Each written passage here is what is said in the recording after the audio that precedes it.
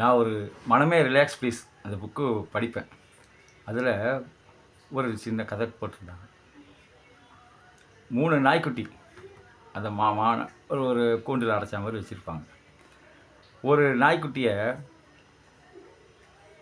அடி அடினே அடிச்சுட்டு அப்புறம் சாப்பாடு கொடுப்போம். அது வாழ் வாழ் வாழ் கத்திட்டு அதுக்கப்புறம் பசி தாங்க சாப்பிடும். அப்புறம் இன்னொரு நாயை அது தடவி கொடுத்து பாசமாக அதுக்கு செல்லமாக வச்சுருந்து அதுக்கு சாப்பாடு கொடுப்பான். அது சாப்பிடும். இன்னொரு நாயை வந்து கண்டுக்கிறதே இல்லை, ஒரு சாப்பாடை மட்டும் கொடுத்து விட்டுருவான். அது சாப்பிடுது. ஆனால் அந்த குணம், ரஜா குணம், தாமச குணம், சாத்விக குணங்கிறதுக்கு மாதிரி அடித்து அடித்து சாப்பாடு கொடுக்கும்போது அந்த நாய் அந்த கூண்டை திறந்தவனே உருன்னு அவனை கடிக்கிற வரா மாதிரி வரும்.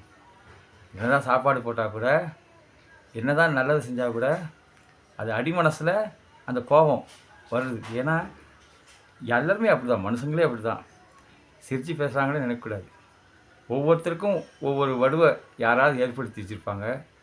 அதேமாரி முகம் இப்போ அதேமாரி பேச்சோ அதேமாரி சூழ்நிலையோ பார்க்கும்போது அவங்களுக்கு அது நினப்பு வந்துடும். அந்த நாய் அப்படி தான். அது கோபமாக அடித்து வைக்கணும்னா அதுவும் கோபத்தையே வெளிப்படுத்துது. அதுக்கு அடுத்த ஒரு நாய் குட்டி பார்த்திங்கன்னா அன்பாக பண்பாக அதுக்கு நான் தடை கொடுத்து பார்க்கறதுல அது வந்து சாத்வீகமாக இருக்குது. அது ரொம்ப அவனுக்கு பிடிச்சாவே வாலாட்டின்னு கிளாட்டின்னு ஜாலியாக இருக்குது. இன்னொன்று கண்டுக்காமையே இருந்தால் பார்த்தீங்களா, அது வந்து நோஞ்சானா போயிடுது. சாப்பிடுது ஆனால் உடம்பு ஒட்டலை. எப்பவுமே ஒன்று எதிர்ப்பு சமாளித்து வாழற மாதிரி ஒரு சூழ்நிலை, ஒன்று ஆதரவு அந்த அனுசரணை அதை புரிஞ்சு வரல. ஒரு கவனிப்பே இல்லாமல் ஒரு சாப்பாடு போது ஒரு உப்பு சுப்பு இல்லாமல் வாழ்க்கையில் வாழ எப்படி இருப்பா அது மாரி அது வந்து அந்த சூழ்நிலை அந்த மாரி இருக்குது. இந்த கோபமாக வளர்னாயும் நல்லா வளர்ந்துருச்சு. சாத்வீகமாக வளர்த்து வாழவும் நான் வளர்ந்துச்சு. ஒன்று கண்டுக்காமல் கவனிப்பு இல்லாமல் இருக்கிறது ரொம்ப நோஞ்சான ஆயிடுச்சு. இதுதான் சமுதாயத்தில் கூட நம்ம வந்து எப்படி வளர்க்குறோம். அந்த சமுதாயத்தில் நம்ம சுற்றி என்ன நடக்குது பார்த்திங்கன்னா, ரொம்ப இந்த சாப்பாடுலேருந்து சூழ்நிலையிலேருந்து வேலை செய்கிறதுலேருந்து அவங்க மனசில் என்னென்ன குணம் மாறிடுதுன்னா, சக மனுஷரை எப்படி ஒரு எல்லையில் ஒரு நாய் இன்னொரு நாயை விடாத தரத்துது, அதேமாரி மனுஷனுக்கு அந்த குணம் வந்துடுது. ஒரு எல்லை மாரி எந்த மனுஷனையும் அவன் நேசிக்கிறது இல்லை. தான் சுயநலம் அதிகமாகிடுச்சு. அந்த சாப்பாடு ராட்சச குணம் அப்படி ஒரு மிருகத்தனமாக வளர்த்துட்டாங்க. இன்னொரு பகுதி பார்த்தா அவங்களுக்கு வந்து குறையே இல்லை. வாழ்க்கையில் தேவலோக சொர்க்கத்துக்கு போகலாம், இங்கேயே சொர்க்கலாக வாழ்க்கை, எல்லா நிலமும் மனநிலையோடு வாழ்ந்துட்டுருக்காங்க. இன்னொரு இடத்துல கவனிப்பு இல்லாமல் இருக்குது பார்த்தீங்க. அவங்க வந்து சாப்பாடு ஒண்டி தான் கிடைக்கிது, வேறு எந்த சுகத்தையும் அனுபவிக்கல, ஏதோ வாழ்ந்துட்டு போயிடுறாங்க. இது பேர் சூழ்நிலை 3 கட்டமாக வளர்ந்துட்டுருக்குல. இதுக்கெல்லாம் யார் பொறுப்பு? ஒவ்வொருத்தரும் பொறுப்பு, ஒவ்வொரு மனுஷனும் பொறுப்பு. இந்த சமுதாயத்தில் போக்குவரத்து விதி மாதிரி தான். நமக்கு கொண்டு போக்குவரத்து விதி தெரிஞ்சால் எதிராக ஓட்டணும் போக்குவரத்து விதிக்கும். அதுமாரி தான்.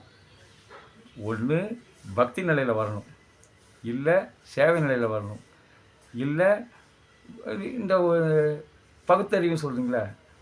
பகுத்தறிவு என்ன? அதை ஆராய்ச்சி பார்க்குறது, அது நல்லது கெட்டது ஆராய்ச்சி பார்க்குறது தான்.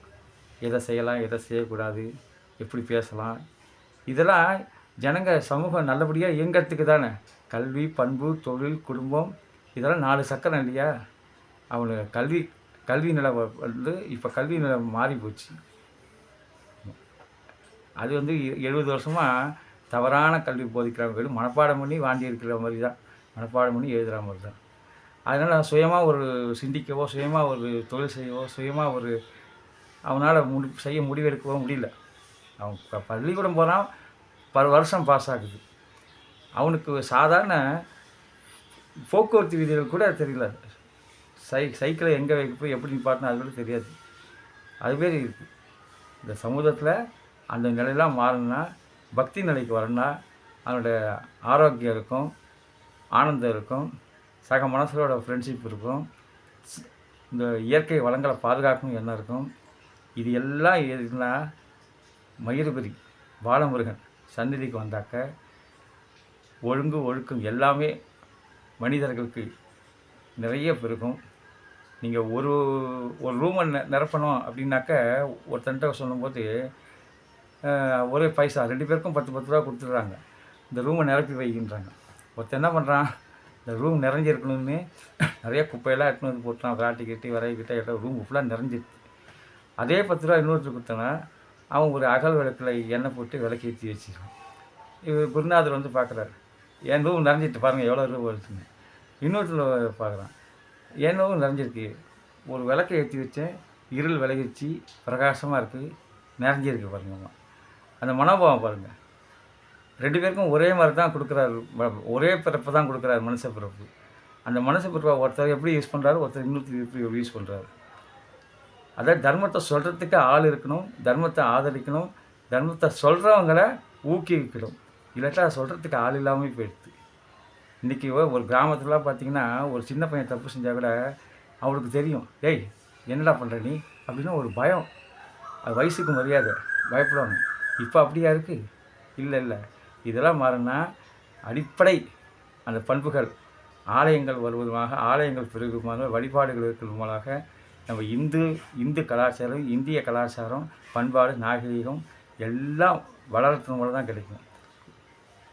வெற்றிவேல் முருகனுக்கு அரோகரா.